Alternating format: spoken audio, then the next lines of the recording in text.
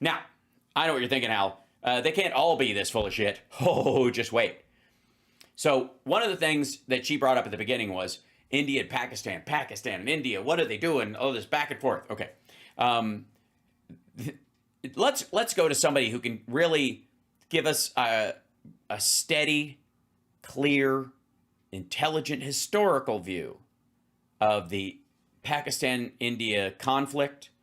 Someone who will not resort to cheap video tricks and odd cuts for no fucking reason to keep you interested in a topic he pretends to know about while he says we'll get to the real meat of the information at the end and then just reads Wikipedia shit.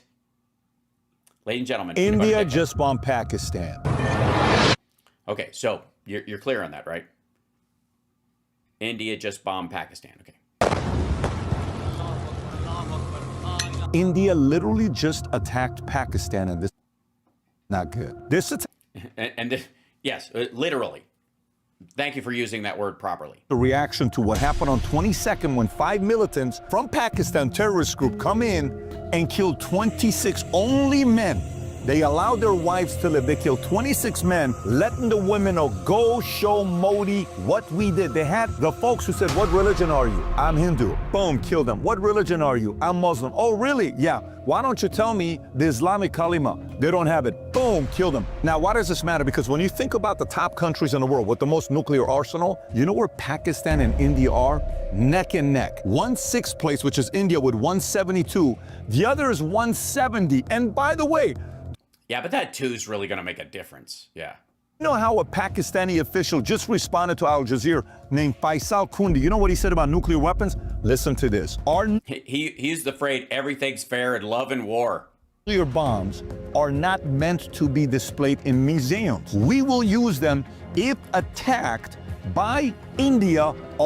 By the way, they were just attacked by India. I'm just saying.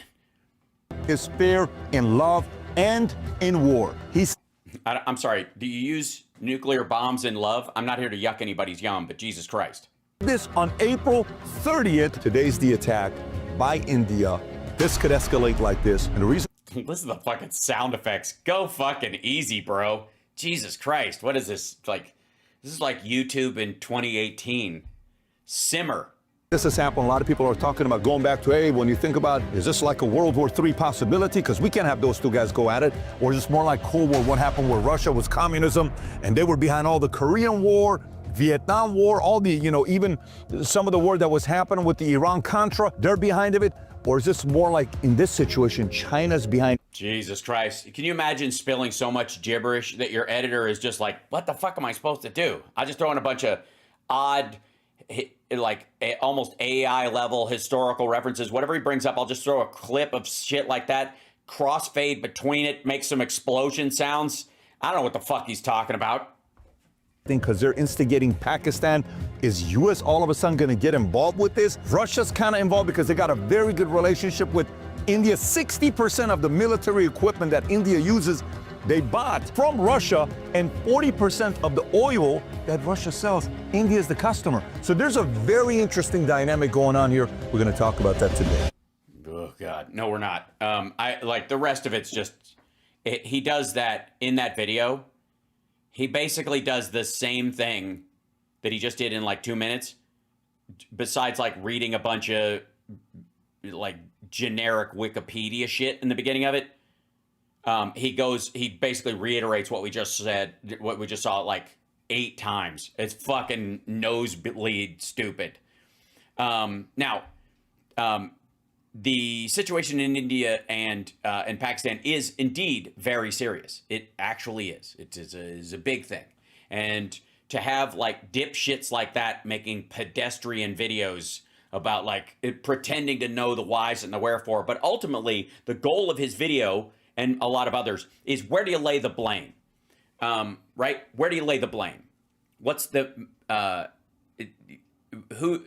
is it Russia? Is it China? Is it the U.S. in the case of, fucking Jimmy Dore and Hamas Abi? Both of them just always blame the U.S. It's got to be the CIA, right? That shit.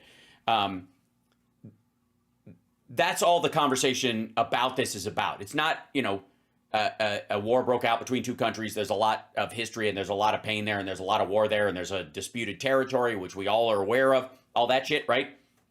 That's not what they're talking about. They're talking about, like, when this goes like to shit, blame China or blame Russia or blame the US. That's the only thing they can say about this, because the rest of it is just us, all of us watching the news unfold, right? None of them have like a through line to the fucking Indian government or the Pakistani officials. They can just read the statements just like anybody else.